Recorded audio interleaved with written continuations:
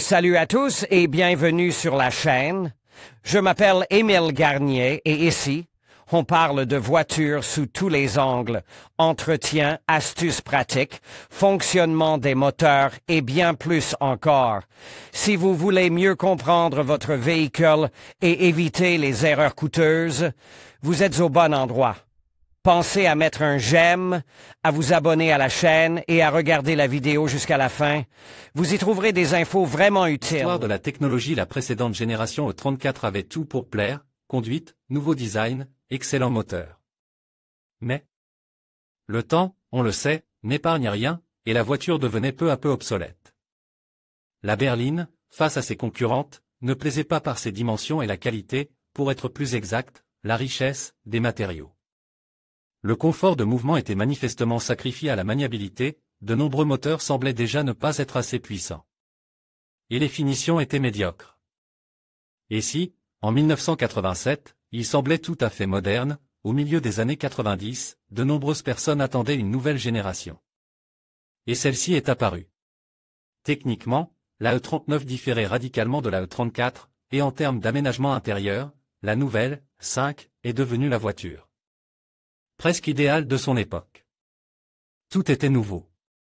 C'est la E39 qui a introduit les moteurs Nikasil, qui a toutefois été abandonné plus tard au profit de chemises en fonte, la transmission automatique ZF série 5 HP la plus avancée à l'époque, bien que certaines voitures aient été équipées de transmissions automatiques.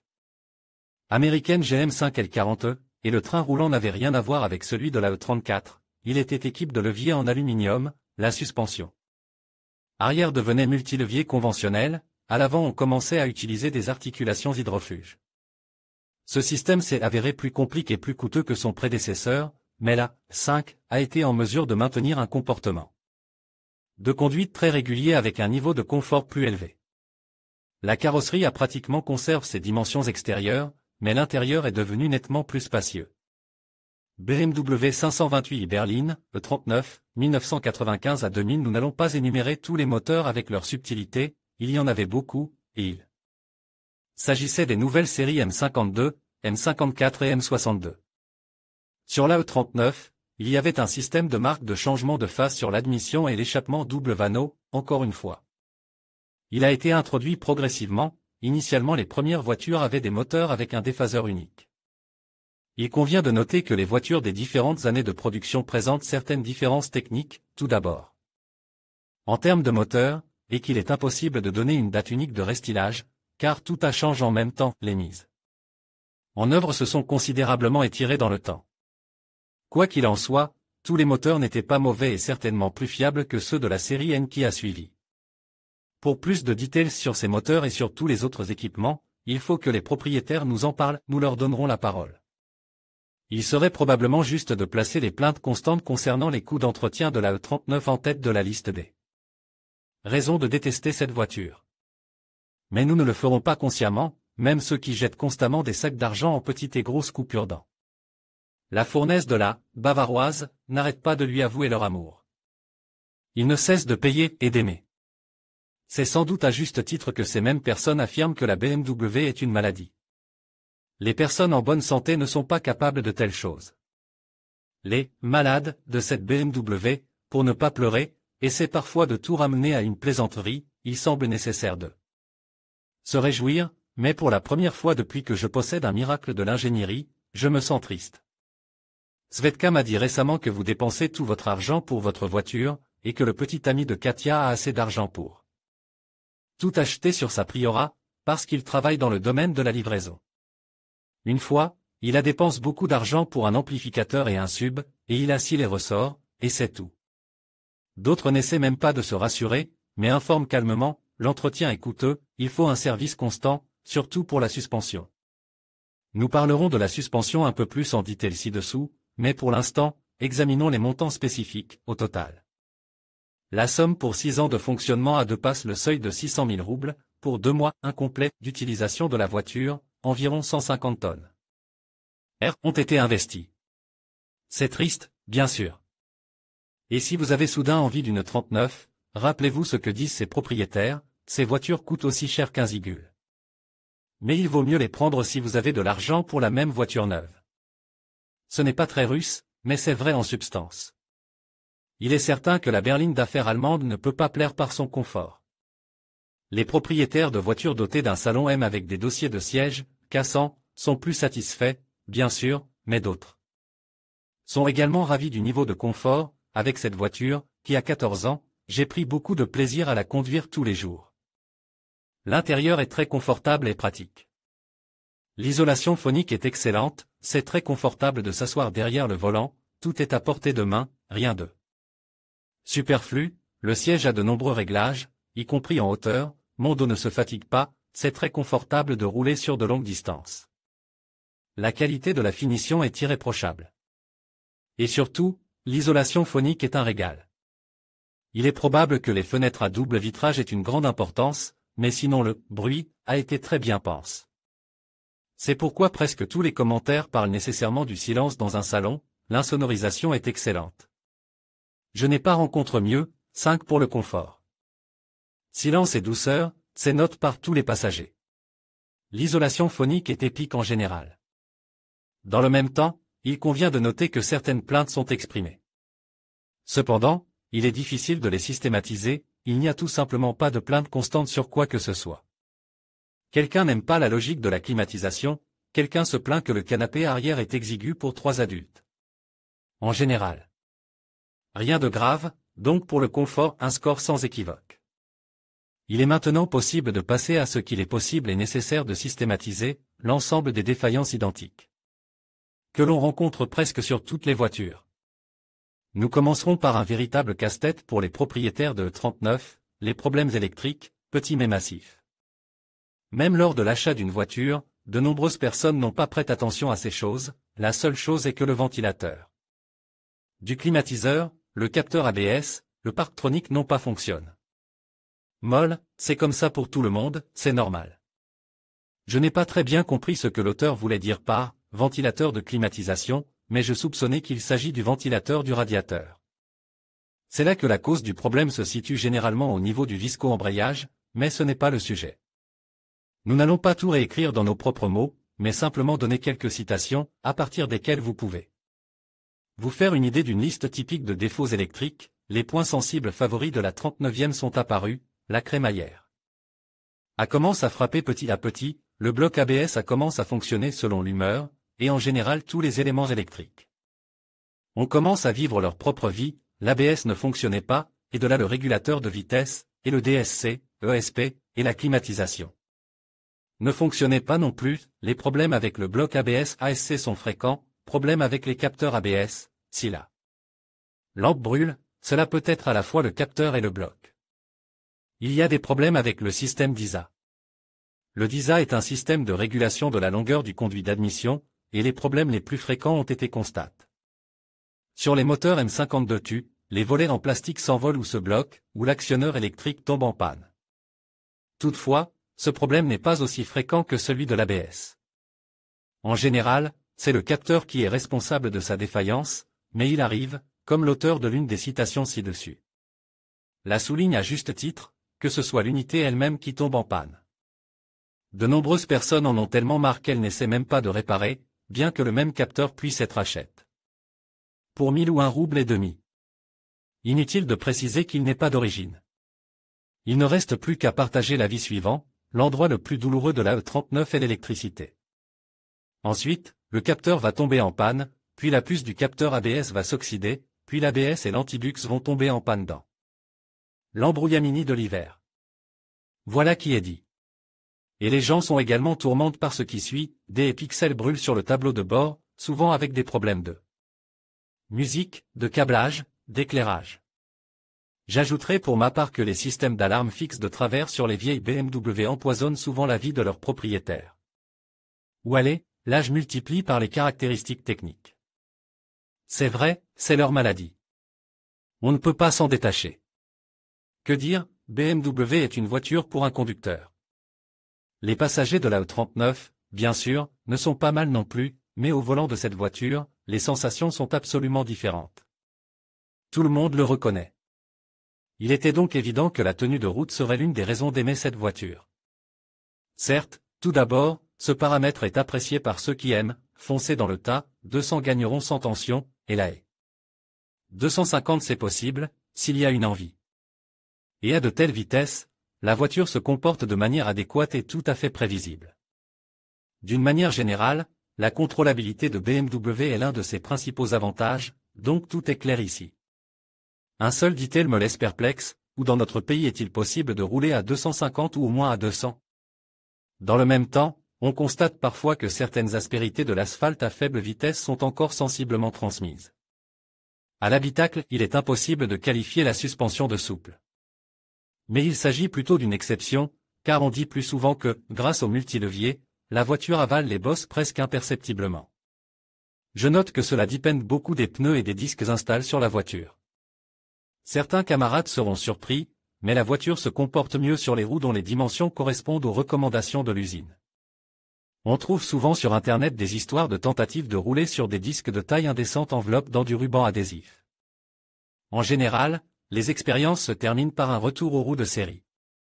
D'accord pour le confort, mais non, il y a une raison supplémentaire de ne pas essayer les pneus à profil bas. Nous en parlerons dans le paragraphe suivant. S'il n'y a pas de revendication sur la qualité du travail de suspension, leur ressource est détestée par de nombreuses personnes. Beaucoup se plaignent que, depuis 6 mois, j'échange presque toute la suspension, les leviers avant 2 fois. Et le coût de certaines pièces de rechange est assez élevé, de sorte que les plaintes, il faut l'admettre, suscitent une sympathie sincère. Cependant, elles suscitent l'incompréhension de quelques privilégiés. Comment peut-on refaire le train roulant une fois tous les ans ou tous les 2 ans, si quelqu'un a réussi à changer les silent blocks pour la première fois à un kilométrage de 200 000 km? Il y a 2 réponses à cette question, et les 2 seront correctes. La première est la qualité des routes. Dans les régions où la E39 roule presque toujours sur un bon asphalte, Moscou, les réclamations concernant les ressources des suspensions sont beaucoup moins fréquentes. Le deuxième facteur est le niveau de perfectionnisme du propriétaire.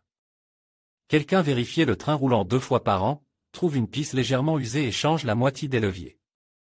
Et quelqu'un cherche un analogue chinois d'une barre stabilisatrice uniquement parce que la voiture mange un pneu pendant l'été.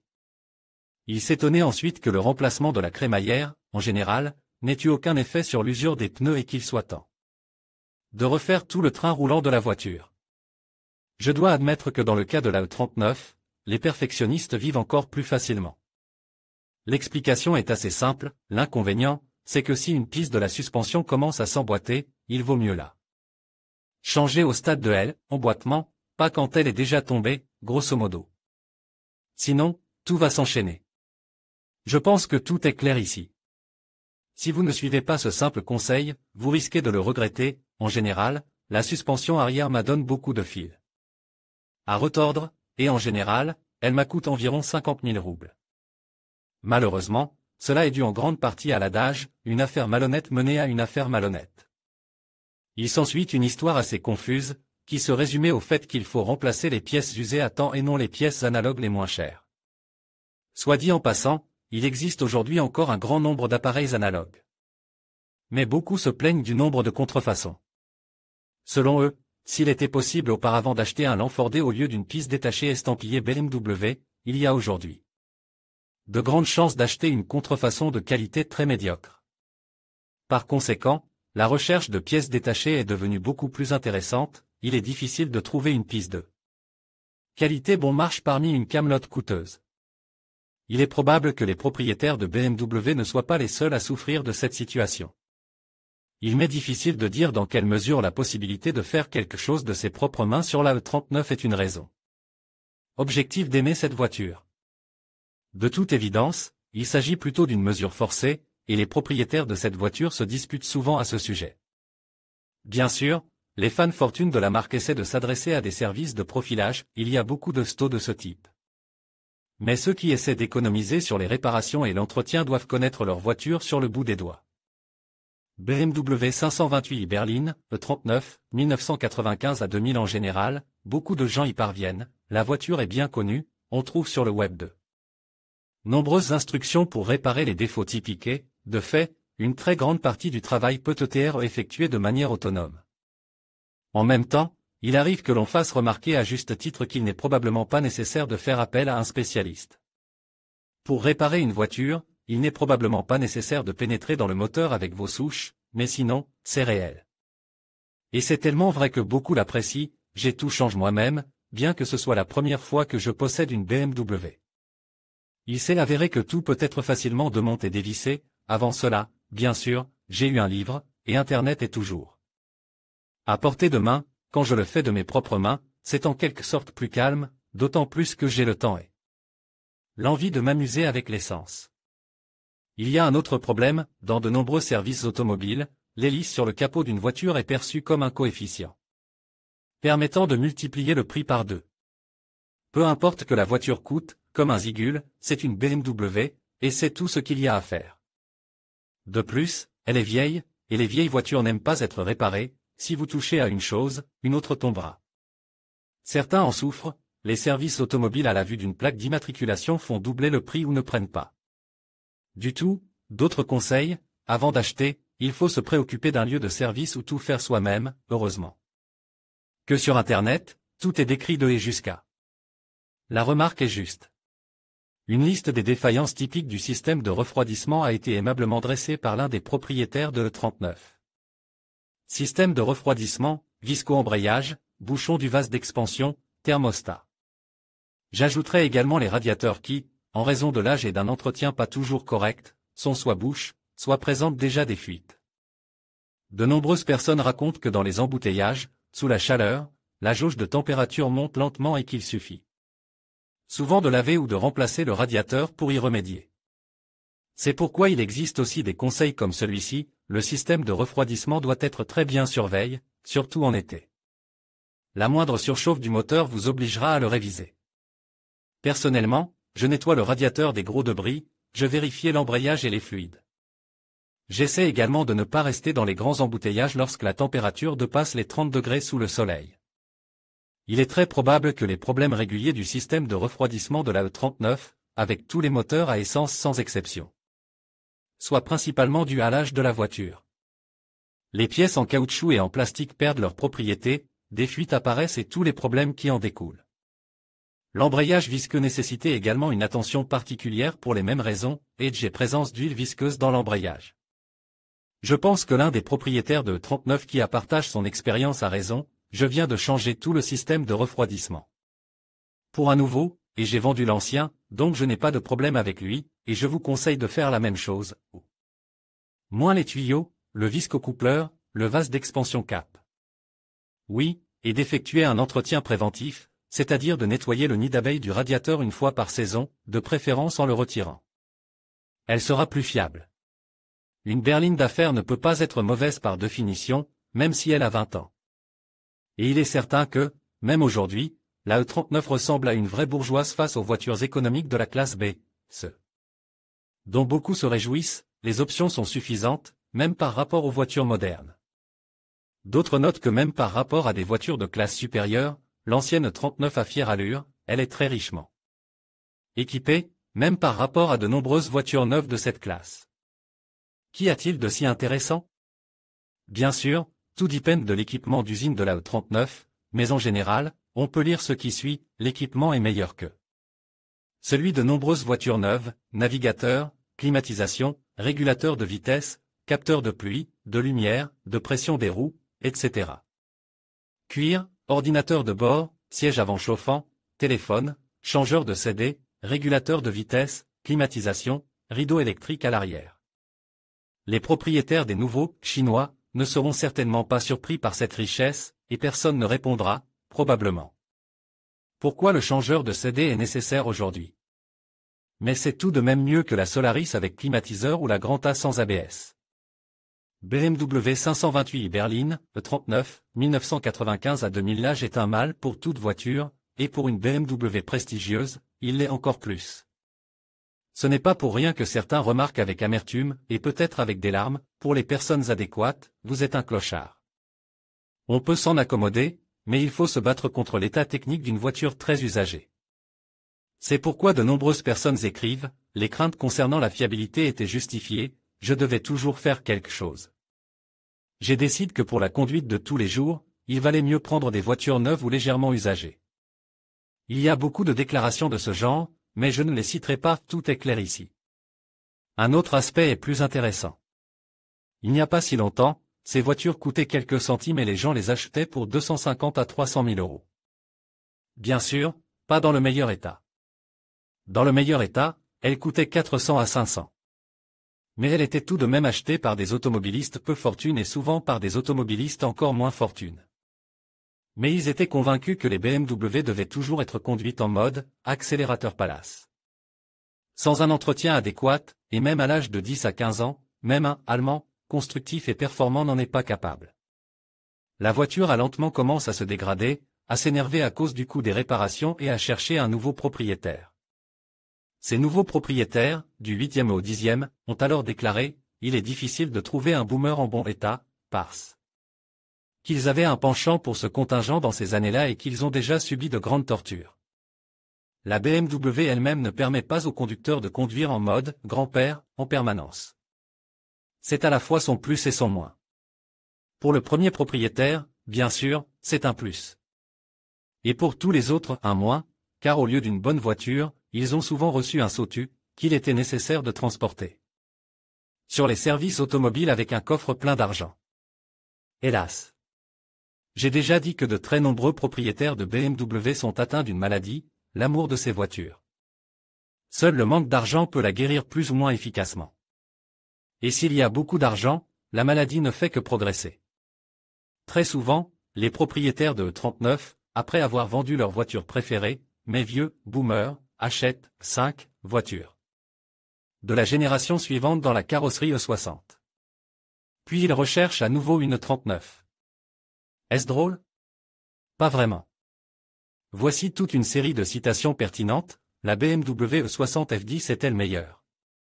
La E39 est la dernière chose qui était bonne. Je n'ai toujours pas conduit de voiture qui puisse rivaliser avec ce miracle dans la catégorie dynamique plus confort, la E60. Et tout à fait différente, maintenant, je suis passé à la E60 dans une très bonne configuration avec un diesel de 3 litres. Mais il m'arrive de regarder la E39, pour être honnête, après la E39, je ne veux plus regarder d'autres voitures. La E60 n'est pas à la hauteur, j'avais envie de changer de BMW pour une plus fraîche, mais après avoir pris place dans la E60. Je me suis rendu compte qu'elle était élégante, mais que les performances n'étaient pas bonnes. L'idée d'acheter une E60 a été annulée, j'ai craché et j'ai décidé de continuer à conduire une E39. En effet, d'un point de vue stylistique, la E60 est une voiture complètement différente. Après la berline 39, la berline 60 semble à beaucoup de gens une boîte terne et insipide faite de matériaux ersatz, la réparation. Et l'entretien de la E60 nécessite souvent encore plus d'argent, et apporte beaucoup moins de plaisir. Tout cela fait naître l'envie de retrouver la bonne vieille E39. Et c'est ce qu'ils font. Il y a donc de l'aimant dans cette voiture. Non, non, mais il y a un cri désespéré de celui qui, se tordant les mains dans une attente mortelle, s'écriait d'une voix forte, c'est et la dernière vraie BMW. Amen. En conclusion, la BMW série 5 439 présente des atouts indéniables, tels que son design intemporel, son confort de conduite et sa réputation de fiabilité. Cependant, il est crucial de prendre en compte les coûts d'entretien et la disponibilité des pièces. Que vous soyez un passionné de voiture ou simplement à la recherche d'un véhicule fiable, il est essentiel de peser le pour et le contre avant de faire votre choix. Prenez le temps de réfléchir à vos besoins et à votre budget, et n'hésitez pas à essayer plusieurs modèles pour trouver celui qui vous conviendra le mieux. Merci d'avoir regardé cette vidéo et à bientôt pour d'autres conseils automobiles.